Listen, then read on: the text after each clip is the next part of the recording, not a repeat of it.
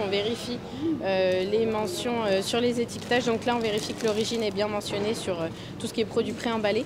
Après sur tout ce qui est produit non emballé, on vérifie que l'origine est bien mentionnée sur l'étiquette à proximité.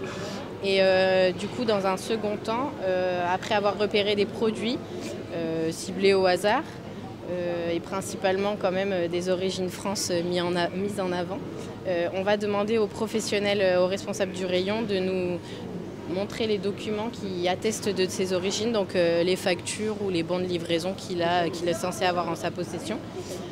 Ensuite on va aussi vérifier, donc là il y a d'autres allégations de type haute valeur environnementale, ou alors des régions aussi qui sont mentionnées en termes de localisation. On va aller vraiment vérifier que ça correspond bien pour que le consommateur ne soit pas trompé sur l'origine du produit.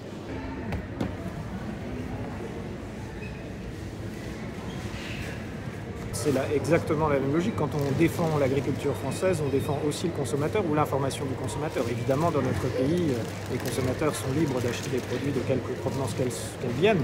Encore faut-il qu'ils le sachent et qu'ils soient correctement informés. Et en informant correctement le consommateur, eh bien, on sert aussi l'agriculture française, puisqu'il faut que les produits de l'agriculture française soient affichés comme tels, sans faire l'objet d'une concurrence faussée ou d'une information frauduleuse quant à la nature de l'origine du produit.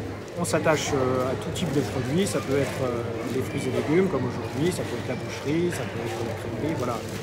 Là aujourd'hui le thème dans cette enseigne-ci c'était les fruits et légumes, mais ça peut être évidemment plus large et ça porte sur tout type de distributeur, que ce soit une enseigne assez grande comme celle-ci ou alors un petit distributeur, un vendeur au marché de Troyes, enfin tout type de distributeur.